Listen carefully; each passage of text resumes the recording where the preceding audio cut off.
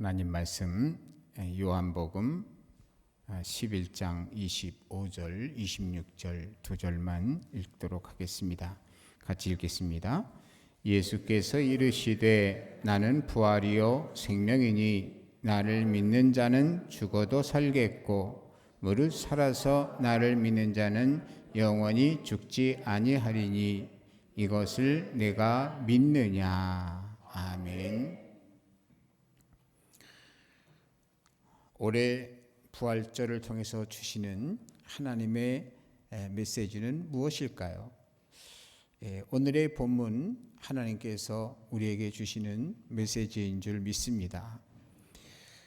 오늘 말씀 보면 예수님께서 이르시되 나는 부활이요 생명이니 나를 믿는 자는 죽어도 살겠고 무릇 살아서 나를 믿는 자는 영원히 죽지 아니하리니 이런 말씀을 하는데 여러분 죽어도 다시 살고 살아도 영원히 죽지 않는 영생을 얻는다 하는 이 표현을 하시면서 뭐라 그럽니까? 이것을 내가 믿느냐 이렇게 물어보는 거예요. 이것은 바로 마르다에게 하신 말씀인데요. 우리 성도님들에게 오늘은 묻습니다. 하나님께서 여러분 죽어도 살고 또 살아서 계속 주님 오실 때까지 살아있으면 영원히 살 것을 믿습니까? 이것은 죽어도 살고 살아도 사는 이것은 뭘 말하는 거냐면 바로 예수님의 그 재림 때에 일어날 현상을 말하고 있는 거예요.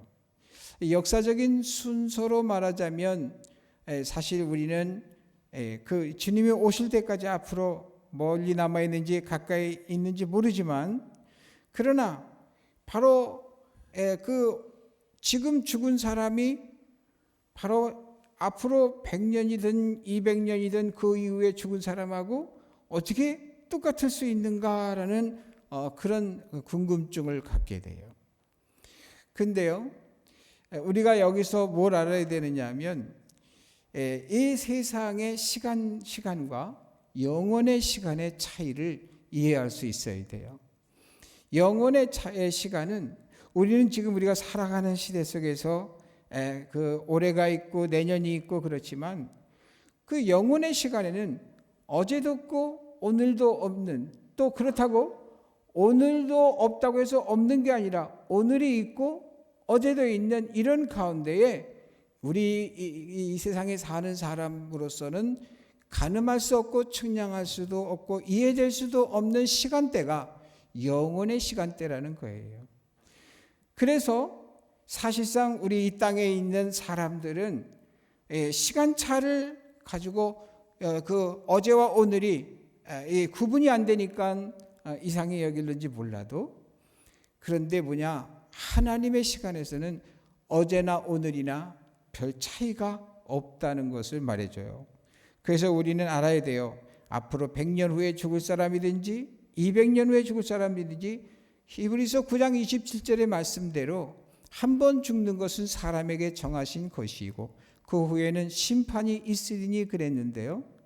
바로 그 200년 후에 죽은 사람이나 오늘 죽은 사람이나 그 시간대, 주님의 심판대 앞에 가는 시간은 동일하다 하는 것을 우리에게 알려주시는 거예요.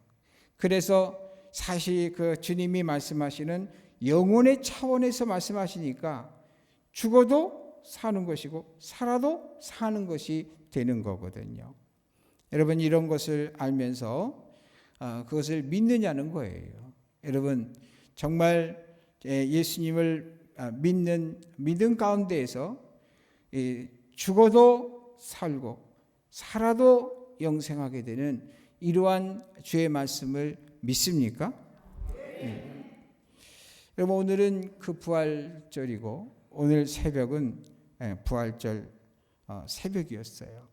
오늘 교회에서 부활절 새벽 촛불 예배를 드린다고 그랬죠.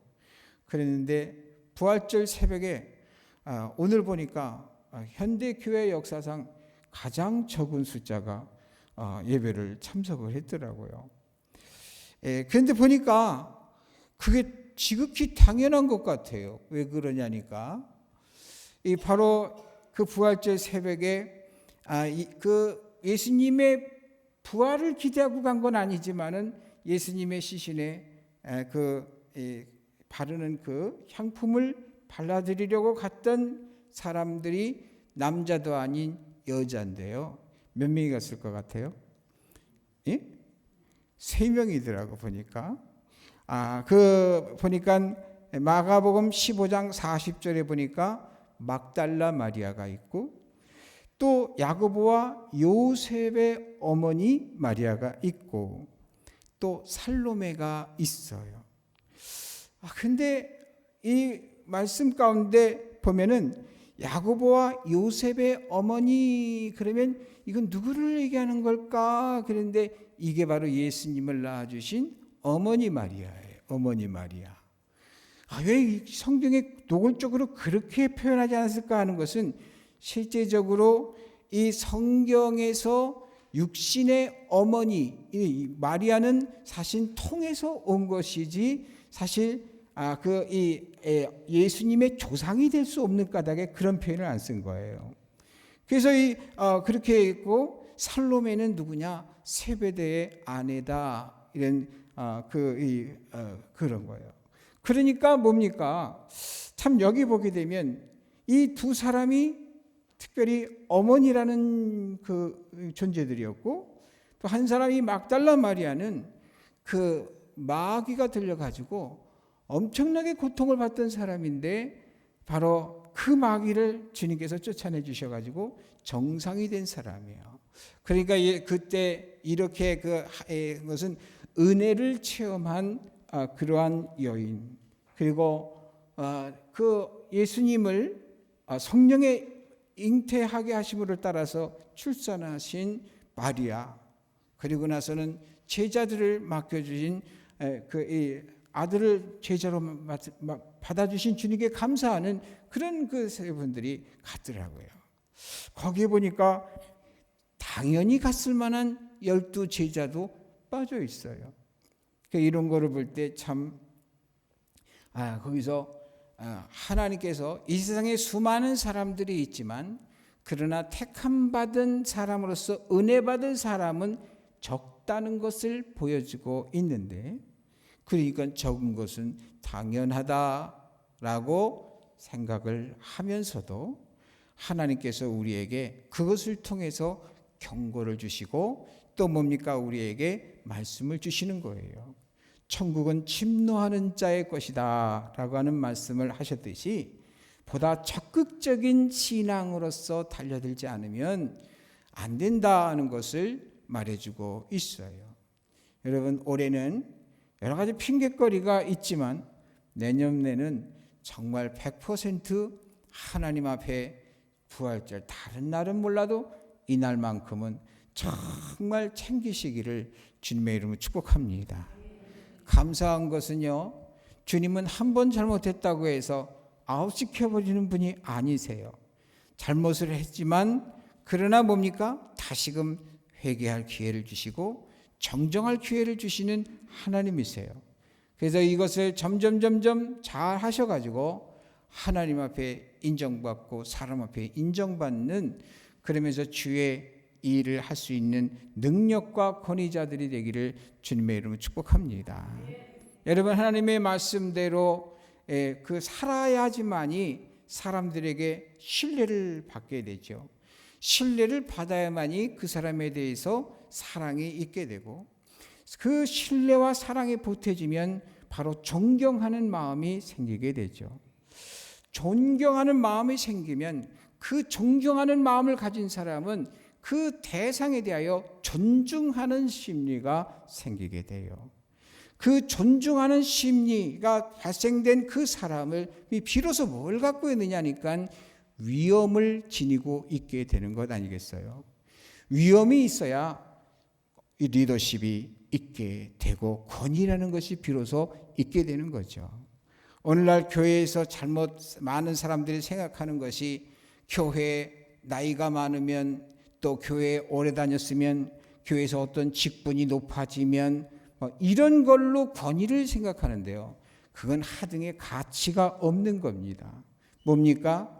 정말 사람들에게 사랑과 존경을 받고 신뢰하는 마음이 있을 때에, 그럴 때에 그 사람의 말은 무슨 얘기라도, 그 사람이 어떤 그 요구를 해오면 다른 걸 제껴두고라도 그것을 들어주려고 하는 그런 마음, 기꺼이 그러려고 하는 그런 마음이 있는 것이 진정한 리더십이고 진정한 권위가 아니겠어요.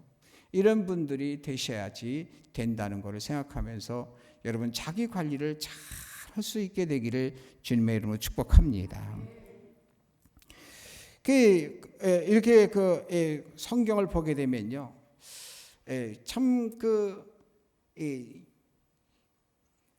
고난을 받는 이러한 사람들이 많은데 그 고난을 대처하는 그러한 모습들을 보면 참으로 그 사람들에 대한 사랑과 존경 이런 것들이 생기게 돼요.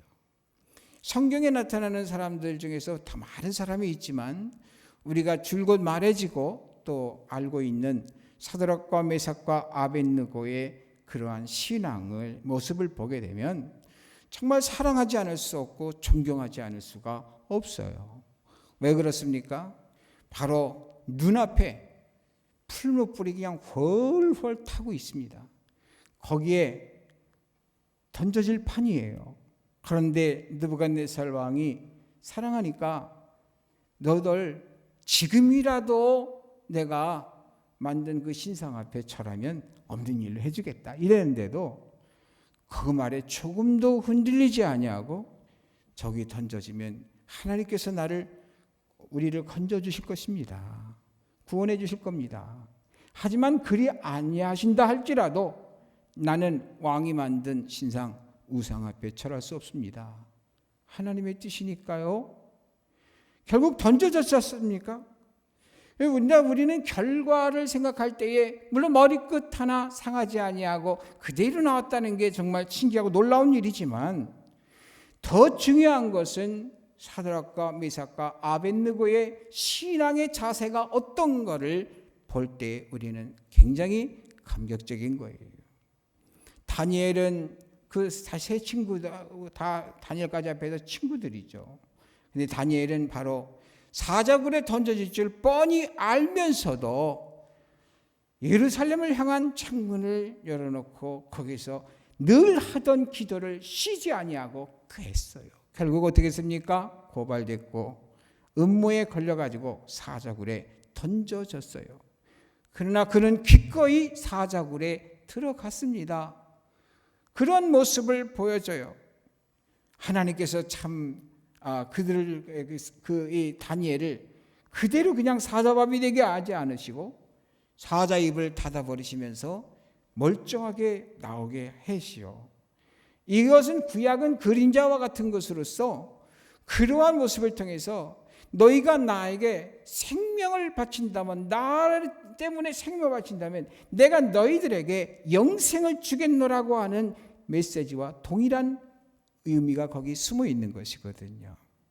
여러분 참 믿음의 선진들이 이 성경에 나오는 분들이 그런 분이 있고 또 누가 있습니까? 신약에 넘어와서는 물론 예수님은 말할 것도 없고 예수님 다음으로 또 야고보도 그랬고 또 뭡니까? 이 스데반 집사님이 그렇게 정말 근데 스데반 집사님은 거기에서 다시 살아나는 게 아니고 거기에서 정말 이 천국의 문이 하늘의 문이 열리고 주님이 서서 그를 응원하시면서 받을 준비를 하고 계시는 이 모습을 보여주는 거예요. 얼굴이 천사와 같이 변했다는 것은 고통을 하나님께서 잊어버리게 하시고 그 영이 떠나게끔 이렇게 해주셨다는 거예요. 참 멋진 분들이죠. 근데 그런 스데반 집사님을 비롯해서 예수님의 12 제자들이 처음에는 다 비겁자고 도토리 키재기하는 이런 사람들이었지만 성령 받고 나서는 완전히 변화돼 가지고서는 하나같이 순교의 길을 뻔히 알면서도 걸어가는 것을 우리는 역사적인 기록을 통해서 알 수가 있어요. AD 63년에 야고보가 예루살렘에서 목이 잘려서 순교했고, 사도 빌립이 히에라폴리스에서 돌에 맞아서 순교했고, 알페오의 아들 야고보가 예루살렘 성전 꼭대기에서 떠밀려 떨어뜨린 다음 일제히 돌로 쳐서 순교했고, AD 64년에는 바나바라고 하는 사람이 키프로스에서 목줄에 끌려다니다가 순교를 했고, 또 마가가 이집트 알렉산드리아에서 꼬챙이로 온몸을 난자당해서 순교를 했고, AD 69년에는 베드로가 로마에서 십자가에 거꾸로 매달려서 순교했고, 또 같은 시기에 바울도 역시 로마 옥중에서 목이 잘려서 순교했고, AD 70년에 도마가 인도에서 그 사역하다가 옹기가마에서 그냥 던져져서 그래서 그 산채로 던져져 가지고 거기에서 순교를 했고, 마태가 이디오피아에서 손발이 땅바닥에 박혀 있는 채로 도끼로 난자당해서 순교했고, 바돌로메라고 하는 것은 아르메니아에서 산채로 칼에 의해 전신이 살가죽이 벗겨져 가면서 이런 그 순교를 했고, 그 나중에는 십자가에 못 박여서 이 머리가 베어지는 등 아주 잔인하게 이렇게 그 순교했던 것을 보게 됩니다. 이 안드레라고 하는 사람은 그리스의 파트레에서 X자 십자가에 3일간 묶여 있다가 순교를 했어요. 그리고 나서 유일하게 생존한 사람이 있는데 그게 바로 사도 요한이거든요. 이 사도 요한이 생존했다고 해서 아무 일이 없었느냐? 바로 로마의 10대 박해 때 그때 뭡니까? 바로 붙잡혀 들어가 가지고서 반모섬에서 유배 생활을 하는데요. 그 와중에 뭡니까? 그 끓는 기름가마 속에 던져져 가지고서는 죽어야 되는데 하나님께서 죽지 못하도록 그렇게 역사를 하셨어요. 그래 결국은 거기에서 얼마 동안 있다가 핍박하던 자가 죽음으로 말미암아서 석방됐고, 에베소에서 사랑의 그 사도라고 불리며 마지막 여생을 보냈던 그러한 기록이 있는데요. 여러분, 2016년 5월 27일자에 보게 되면 국민일보 미션 라이프에 이런 글이 실립니다. 지금까지 기독교 역사 속에서 얼마나 많은 사람이 순교했을까 하고서 거기서 조사를 했더니 7천만 명이나 순교했다라고 하는 그러한 보고를 기록해 놨더라고요. 여러분, 정말 이러한 그런 모습을 보면서 참으로 우리가 이렇게 신앙생활 여기까지 하고 전 세계 기독교가 이렇게 부흥하고 지금까지 내려오는 이러한 것은 말이죠, 바로 그냥 이렇게 되어온 것이 아니라는 거예요.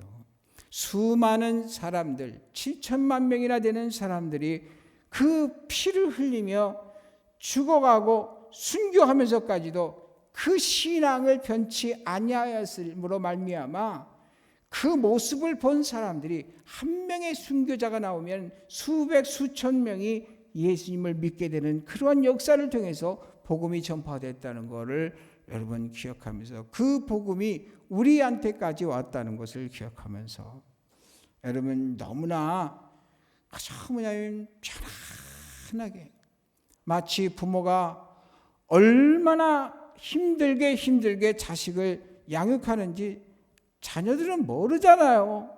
그런데 그들도 부모가 되면 알듯이 정말 우리가 하나님께서 어떠한, 그리고 우리 믿음의 선진들이 어떠한 그 대가를 치르면서 믿음을 지켜왔는지를 우리는 꼭 기억을 해야 될 줄로 믿습니다. 예수님께서 이 종말의 카운트다운을 이제 그 7단계로 말씀을 하셨어요. 첫 번째로는 적그리스도가 출현할 것이다.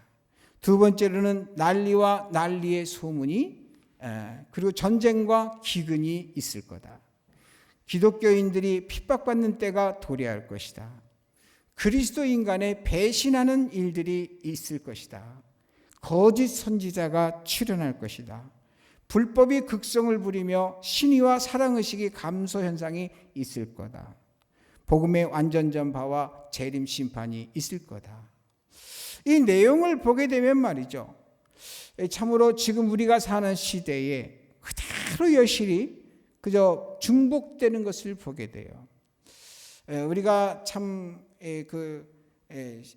주의해야 될 신학 사상이 있다면 세대주의 신학 사상을 굉장히 주의해야 돼요. 이 세대주의라고 하는 이러한 사람들은 바로 구약 성경은 지나간 성경이고 신약 성경만이 지금 우리가 봐야 될 부분이다, 이렇게 구분을 해요. 그래서 구약의 말씀은 거기에 대해서 하는 명령과 법도와 규례는 안 지켜도 된다, 이렇게 여기는 사람들이 있어요. 그런 결과들이 지금 오늘날 이 시대에 이러한 코로나가 터지게 되니까 그냥 우수수 인터넷이며 떠들어대는 이러한 수많은 글들이 그런 영향하에 받은 사람들이 글을 쓰는 거라는 것을 여러분 아셔야 됩니다. 그래서 성경은 창세기서부터 시작하고 요한계시록까지 정말 하나도 폐한 것이 없이 그대로 있는 거예요. 이렇게 보면 됩니다. 여러분, 이 컴퓨터가 말이죠, 점점 좋은 게 나와요. 제가 처음에 그 컴퓨터를 대한 것은 이제 그 286 컴퓨터에서부터 그 이전에 XP라고 하는 그 컴퓨터가 있었고 8비트라고 하는 컴퓨터가 있었죠. 그런데 점점 이게 좋아지더니 지금은요, 컴퓨터가 얼마나 좋은지 아주 굉장합니다. 아마도 지금의 컴퓨터 같은 성능을 갖추려면 이러한 건물 서너 개를 갖다가 다 이렇게 해도 지금과 같은 성능이 나올 수가 아마 없을 거예요, 옛날 거에는. 근데 지금은 작지만 굉장한 성능을 가지고 있죠. 근데 하늘에서 떨어졌습니까? 그게 땅에서 솟았습니까? 그것이 8비트로 시작해 그 이전의 것부터 시작해 가지고서 지금까지 쭉 발전하면서 지금의 컴퓨터 속에는 그 모든 과거의 기능이 다 들어있는 거 아니겠어요? 하나님의 역사도 역시 마찬가지거든요. 주님께서 말한 7단계는 그래서 독립적으로 따로따로 한 시대에 흘러가고 이걸 얘기하는 게 아니에요. 1+1+1+1+1 해서 뭐냐면 이게 동시에 지금 돌아가고 있는 거예요. 요즘 신천지 이단들이 극성을 부리면서 수많은 사람들을 현혹했죠. 뭘 갖고? 성경 공부한다고 많은 사람들을 현혹해 데려갔어요. 성경 공부를 가르친다는 게 무슨 사람들일까요? 바로 가르친다는 것은 선지자적인 그러한 역할이에요. 여러분, 이 선지자적인 역할, 그래서 만약 거짓 선지자들이 들어간다는 것이 이 신천지를 두고 이야기하는 것이라는 것을 여러분 알아야 돼요. 그것으로 말미암아서 지금 교회가 아주 그 명예가 세상 사람들은 모르잖아요. 그러니까 그냥 교회를 아주 우습게 알고 그냥 무시하는 이런 태도가 있어요. 아까도 그 시에서 두 사람이 내가 올라오기 전에 딱 보니까 태도를 보니까 교회에 대해서 아무것도 모르는 사람이에요. 지가 관료라고 해서 딱 가서 뭐냐면 자기 한다 이러는데 교회 와서 함부로 그러면 안 되거든요. 그런데 뭐냐니까 그런 태도를 보여요. 교회가 얼마나 무시를 당했으면 그런 일이 벌어질까? 오면은 겸손하게 조심스럽게 이런 게 있어야 되는데 그런 게 안 보여요. 참 이런 거를 통해서 얼마만큼 우리가 교회가 교회다움을 상실했는가 하는 자기 반성이 있어야 되는 거예요. 무엇보다도 존경할 것은 참으로 기독교가 어떻게 인정을 받았느냐는 거예요. 우리나라 한국 기독교 사회에 있어서 전염병 때문에 죽어갖고 내버린 사람들, 가서 돌봐준 사람들, 장례 치러준 사람들이 누군지 아세요? 우리 기독교인들이 그랬던 거예요. 그랬는데 그러한 시대가 지나니까 그러한 소문이 믿지 않는 사람들께까지도 다 전파돼 가지고서는 교회는 무조건 좋은 거다 이렇게 인식을 줬던 거예요. 근데 지금은 강도 만난 사마리아 사람에게 하듯한 말이죠. 제사장, 레위 지파들 이런 사람들이 하는 그러한 모습으로 우리 기독교인들이 하고 있으니까 우리 지금 그 성경을 보면서 그 나쁜 사람 이렇게 하죠. 우리가 지금 그러한 대접을 지금 받고 있게 되는 거란 말이죠.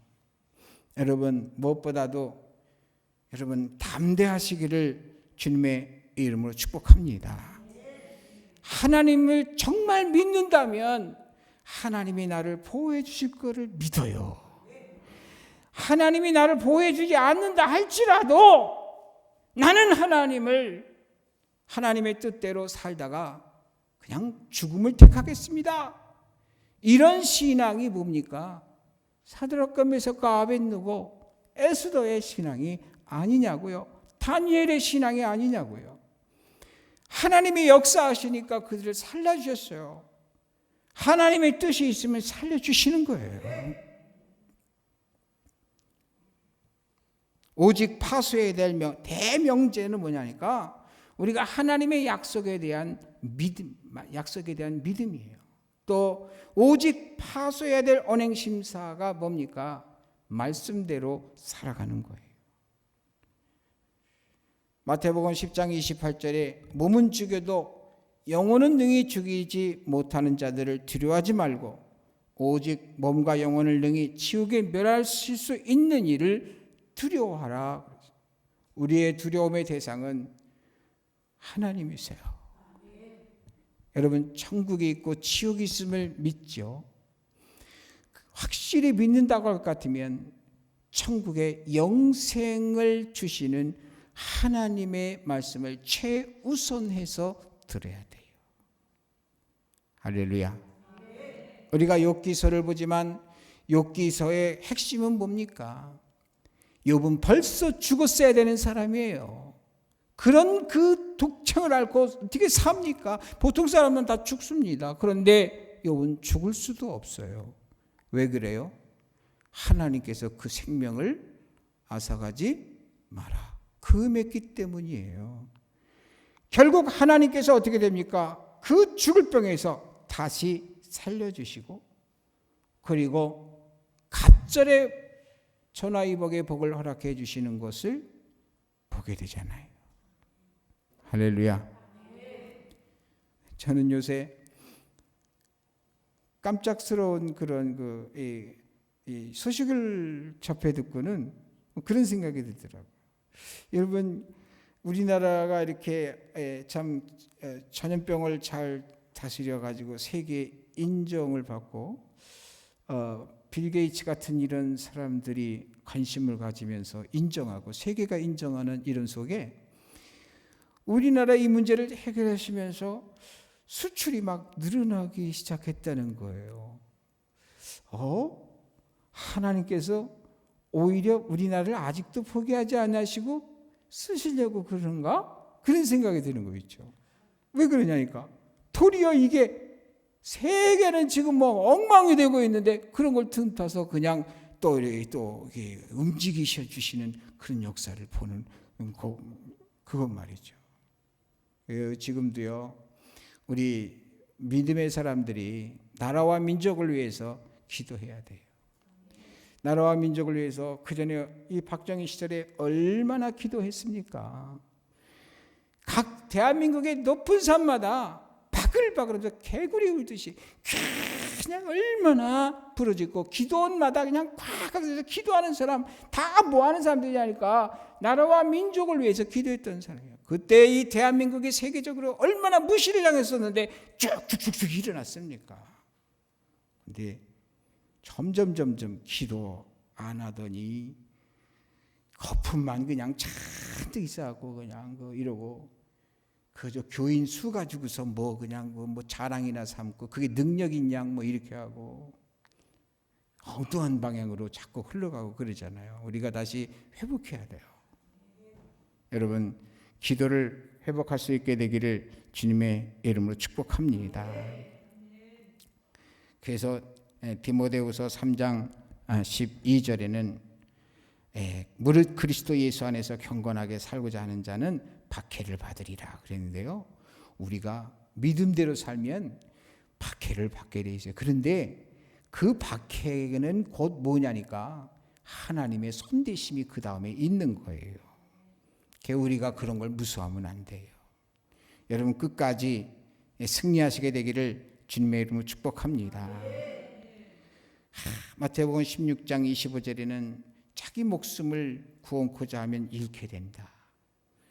그러나 누구든지 주를 위하여 제 목숨을 잃으면 찾으리라 하는 말씀도 있고, 요한복음 12장 25절에는 자기 생명을 사랑하는 자는 잃어버릴 것이고 세상에서 자기 생명을 미워하는 자는 영생하도록 보존하리라 말씀하셨고, 이사야 41장 10절에서부터 13절은 두려워하지 말라 내가 너와 함께함이니라 하면서 두려워하지 말라고 말씀하고 있어요. 야고보서 2장 17절에는 행함이 없는 믿음은 죽은 믿음이다 그랬어요.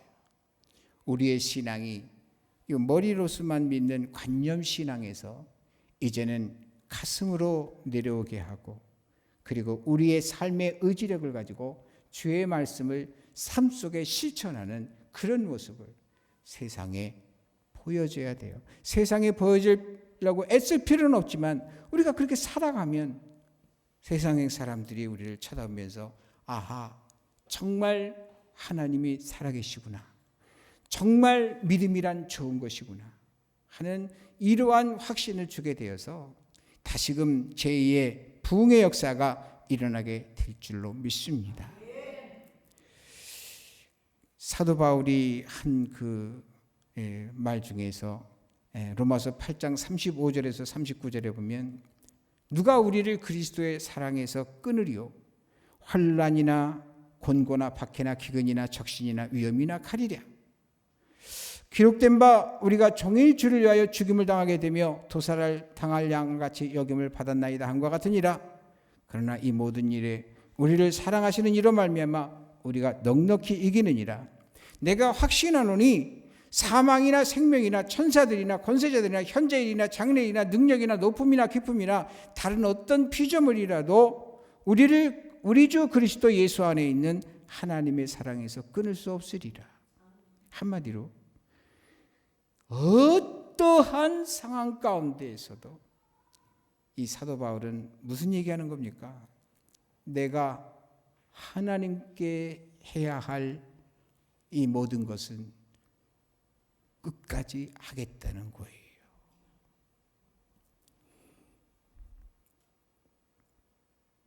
예수님께서 누가복음 18장 8절에서 그러나 인자가 올 때 세상에서 믿음을 보겠느냐 이런 말씀을 하셨어요. 여러분, 주님이 이 세상을 볼 때 여러분의 저를 비롯해서 여러분이 그 주님의 시선이 탁 머물 수 있을까요? 정말 주님이 믿는 자를 찾으려고 한번 세상을 쑥 훑어봤는데 그 중에 내가 눈에 띌까 하는 것을 생각하면서요, 우리가 이렇게 그냥 그 문화에 밀려가지고 이런 신앙생활에서는 안 되고요. 주님께서 히브리서 10장 24절에서 25절에 그런 말씀하셨어요. 서로 보아 사랑과 선행을 격려하고 모이기를 피하는 어떤 사람들의 습관과 같이 하지 말고 오직 권하여 그날이 가까움을 볼수록 더욱 그리하자.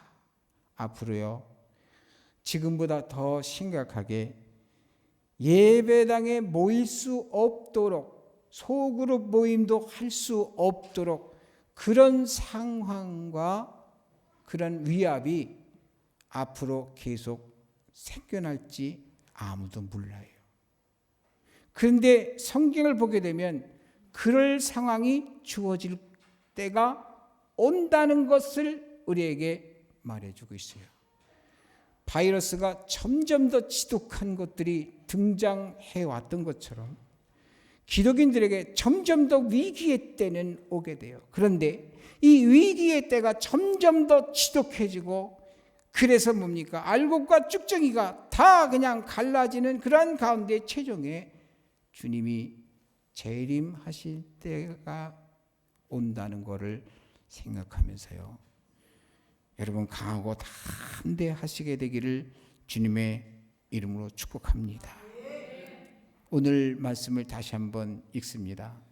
예수께서 이르시되 나는 부활이요 생명이니 나를 믿는 자는 죽어도 살겠고 무릇 살아서 나를 믿는 자는 영원히 죽지 아니하리니 이것을 내가 믿느냐? 믿습니까? 정말 이제 우리의 입으로는 대답을 했으니 이제 우리의 삶으로서 주님 앞에 대답을 드려야 될 줄로 믿습니다. 꼭 그렇게 끝까지 승리하시게 되기를 주님의 이름으로 축복합니다. 기도하겠어요. 하나님 아버지,